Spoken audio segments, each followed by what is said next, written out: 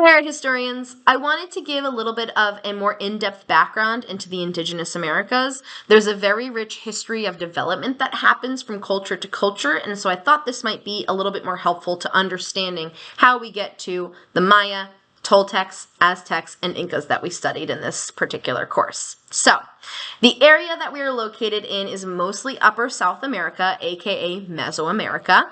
The reason being food.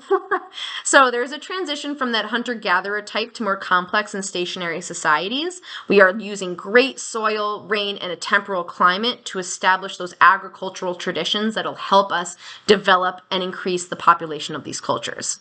This Neolithic switch happening from when farming began to sustain societies over time is called sedentism. And so now we have permanent homes. Many cities are developing, getting more complex with government and religious practices. So the first major civilization that we see is the Olmecs in 1400 BCE in the bottom of the Gulf of Mexico. Their religion, their government, and their sports were very, very advanced and developed, so much so that we can still see them today. Some sort of team racquetball game was that sport that they widely used and played very often, and this is important to note because a lot of those large-scale colossal heads actually are those helmets from that ball game. There's also a lot of imagery from the natural world within the artwork itself, and advancements in skill and scale definitely now results in those colossal heads that we see today. Of course, you might know that from Legends of the Hidden Temple Head, an ultra-competitive game show for kids where the aim is to loot things from another culture. Very on brand for us, isn't it? These Olmecs unfortunately do fade out around 300 BCE, and no one really knows exactly why. They did have great trade routes, which allowed the post-Olmecs to expand and move elsewhere to develop new societies.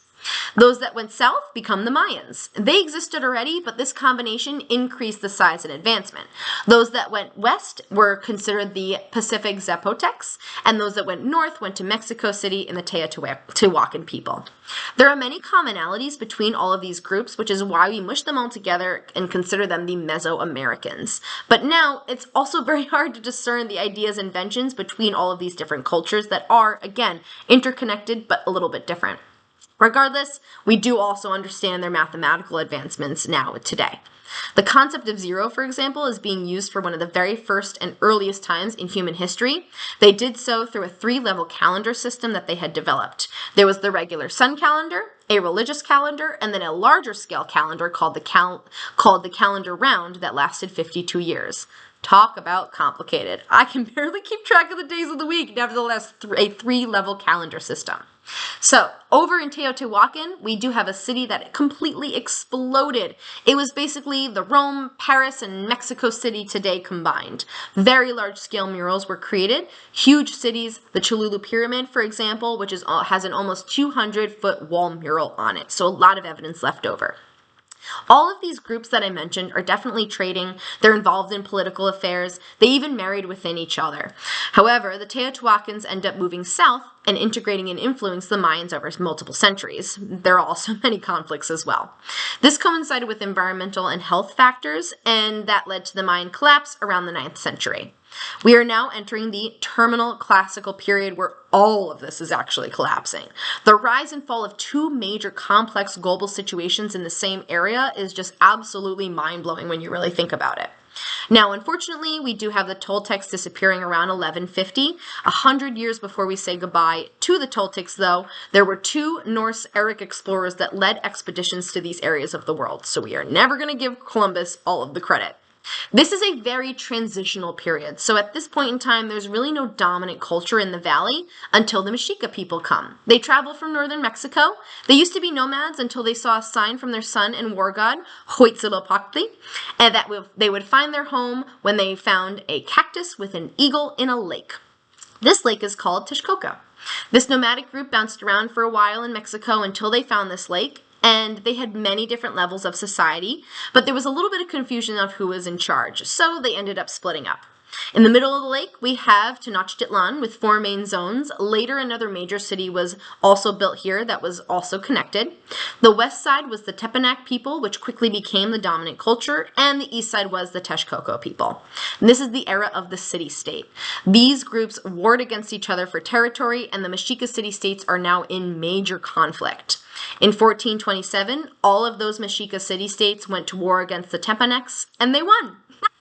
And then in 1430, we now discover teamwork. If the Mexica people realized that if they worked together, they would be even more powerful and productive. So they did so, and now we have the Aztec Empire. Of course, as I mentioned in our video about the Aztecs, we do not call them that in regards to what they wanted to be called at the time frame. They were called Mexica.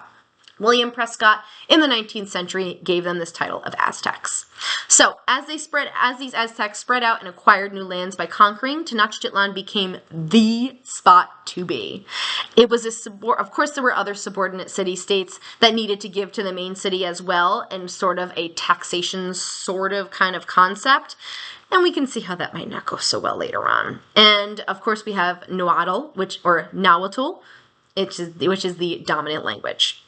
So the Aztecs, strangely enough, were kind of bougie.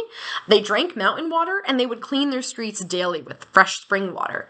They created an aqueduct system that was actually primarily used for this cleaning purpose, like laundry and bathing, often twice a day for most people, and to clean those streets. There was public schooling, there was also slavery, highly religious emperors that ruled with divine right, human sacrifices, and maybe they ate people. Evidence does show that people were cooked in pots, kind of like a weird people stew. And because of this, maybe we're thinking they struggled to get protein in their diet. But regardless, this is a flourishing society. The Aztecs could trace their origins back to the Olmec society as well, with 6 million people totaling the Aztec Empire. The neighboring Zapotecs and Mixtecs and Mayans were also included within this kind of area and the development of this culture. The Incans, of course, were a little bit down further south in more southern America, and 37 people lived south of the Rio Grande River. Wow, that is an amazing and highly advanced and highly spread out level of society. Of course, in just a few years, all of these people are going to pass an absolutely horrific death. Thanks to the Europeans. This is a very difficult chapter in this area of the world. It's important to understand how these conquests happen, and you will learn more all about that when you explore the works for all of our Indigenous Americas. I hope this summary kind of helped track the timeline of these people, references as needed, and I'll see you all later.